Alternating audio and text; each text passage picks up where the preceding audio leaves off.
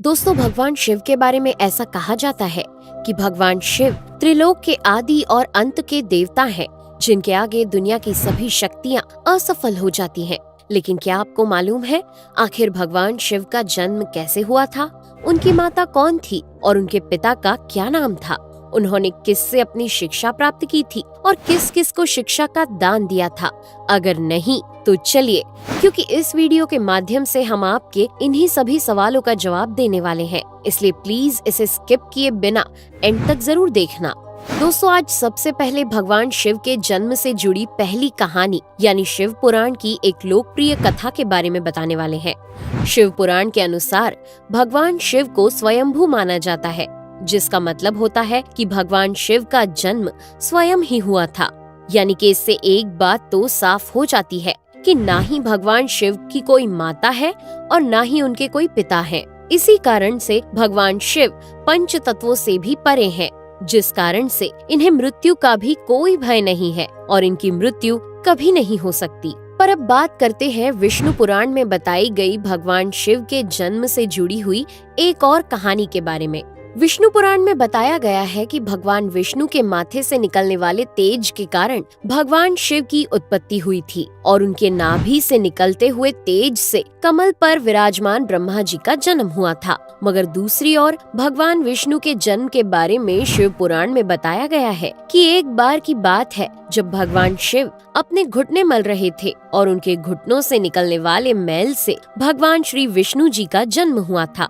पर अगर ऐसा हुआ है तो विष्णु पुराण और शिव पुराण एक दूसरे से बिल्कुल अलग हैं। इस कथा के अलावा भगवान शिव के जन्म की एक और पौराणिक कथा काफी ज्यादा पॉपुलर है, जिसे शायद आपने बड़े बुजुर्गों से सुना होगा। पर अगर नहीं सुना तो आपकी जानकारी के लिए बता दें कि एक बार की बात है जब भगवान विष्णु और परम ब्रह्मा जी के बीच इस बात पर बहस छिड़ गई थी कि आखिर इस संसार में सबसे महान कौन है। और जब भगवान विष्णु और भगवान ब्रह्मा इस बात को लेकर बहस कर रहे थे तो एक जलते हुए खम्बे के रूप में महादेव उनके बीच आए थे। दोस्तों, वो दोनों इस रहस्य को नहीं समझ पाए और तभी अचानक से एक आवाज आई जिसने कहा कि जो भी इस खम्बे का छोर ढूंढ लेगा वही सबसे महान कहलाएगा।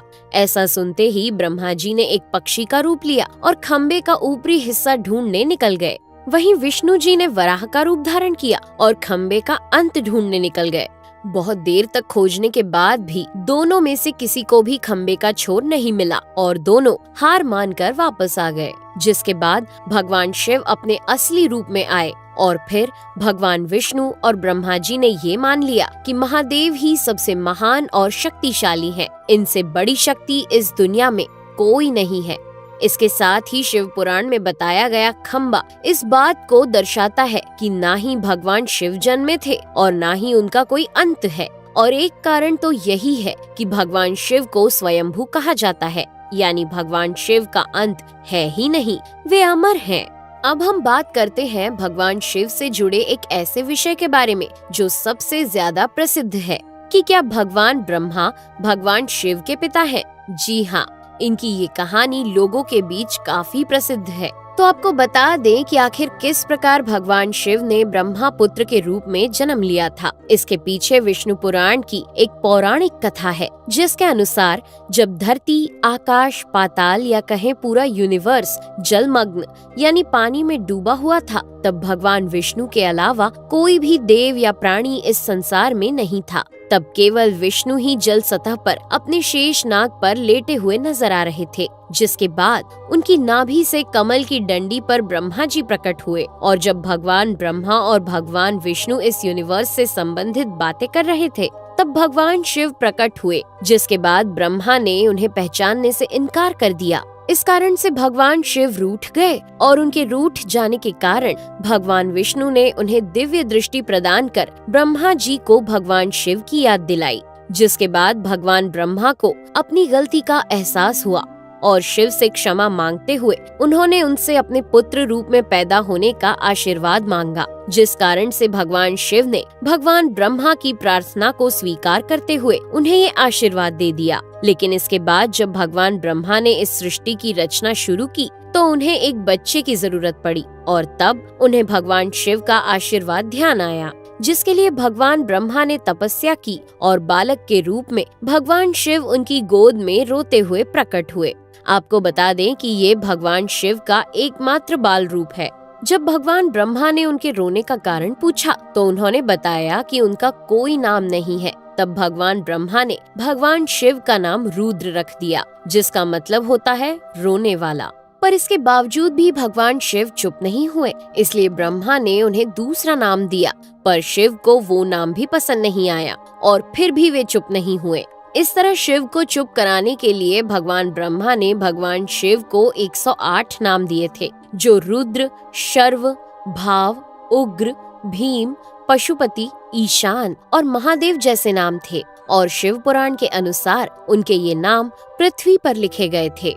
इसके बाद बात आती है श्रीमद् देवी महापुराण की। तो श्रीमद् देवी महापुराण में भगवान शिव की माता और पिता के बारे में बताया गया है। श्रीमद् देवी महापुराण के अनुसार देखा जाए तो एक बार जब भगवान नारद जी ने अपने पिता भगवान ब्रह्मा जी से पूछा कि सृष्टि का निर्माण किसने किया है, साथ ही भगवान विष्णु, भगवान शिव और आपके माता पिता कौन है, तब भगवान ब्रह्मा जी ने नारद जी को त्रिदेवों के जन्म के बारे में बताया। जो बताया वो वाकई चौंका देने वाली बात थी। दरअसल उन्होंने कहा कि देवी दुर्गा और शिव स्वरूप ब्रह्मा के योग से ब्रह्मा, विष्णु और महेश का जन्म हुआ था। यानी प्रकृति का रूप लिए माँ दुर्गा ही हम तीनों की माता है और ब्रह्मा यानी काल सदाशिव हमारे पिता है। इसके साथ ही श्रीमद् देवी महापुराण में भी भगवान विष्णु और भगवान ब्रह्मा के बीच हुए झगड़े की एक कहानी मिलती है, जिसके अनुसार एक बार श्री ब्रह्मा जी और विष्णु जी में झगड़ा हुआ और दोनों में बहस छिड़ी हुई थी। तब भगवान ब्रह्मा ने कहा कि सृष्टि को मैंने बनाया है और मैं ही प्रजापिता हूँ, जिसके जवाब में भगवान विष्णु जी ने कहा कि मैं आपका पिता हूँ, क्योंकि आप मेरी नाभि से निकले हुए कमल से पैदा हुए हैं। और धीरे धीरे कर ये बहस बढ़ती गई। दोस्तों, इसके बाद इन दोनों का झगड़ा सुनकर सदाशिव वहाँ पहुँचे और उन्होंने कहा कि पुत्रों, मैंने ही तुमको इस संसार को बनाने और इसे संभालने के केवल 2 काम दिए हैं। इसी प्रकार मैंने शंकर और रुद्र को संहार और तिरोगति के कार्य दिए हैं। इसके साथ ही उन्होंने कहा कि मेरे 5 मुख हैं। एक मुख से अकार, दूसरे मुख से उकार, तीसरे मुख से मुकार, चौथे मुख से बिंदु और 5वें मुख से नाद यानी कि शब्द प्रकट हुए हैं।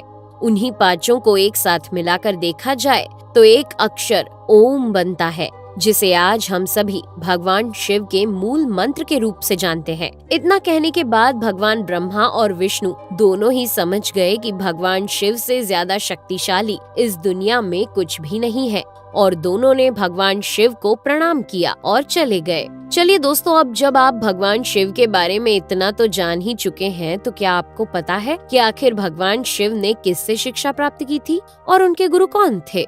हम जानते हैं, शायद ही इसका जवाब आप में से किसी को पता होगा, पर जिन्हें नहीं पता उन्हें बता दें कि भगवान शिव स्वयं इस संसार के गुरु माने जाते हैं, जिन्होंने इस संसार में गुरु शिष्य की परंपरा की शुरुआत की थी। लेकिन अगर सवाल आता है कि आखिर भगवान शिव किसके गुरु थे, तो आपको जरूर जान लेना चाहिए कि हिंदू धर्म के ग्रंथ कहते हैं कि ब्रह्मा जी और शिव जी इस संसार के सबसे पहले गुरु हैं, जिन्होंने गुरु शिष्य के इस रिश्ते की शुरुआत की थी। जहां भगवान ब्रह्मा ने अपने मानस पुत्रों को शिक्षा प्रदान की थी, वहीं भगवान शिव ने अपना ज्ञान केवल अपने 60 शिष्यों को दिया था। यानी भगवान शिव 60 शिष्यों के गुरु थे और वे जिन शिष्यों के गुरु थे उन्हें आज के समय में सप्त ऋषियों का दर्जा दिया गया है। तो दोस्तों, ये थे भगवान शिव के जन्म से जुड़े हुए कुछ फैक्ट्स, जो आपको कैसे लगे हमें कमेंट करके जरूर बताइए। साथ ही अगर आपको वीडियो पसंद आया हो तो इसे लाइक और चैनल को सब्सक्राइब करना बिल्कुल ना भूलें। धन्यवाद।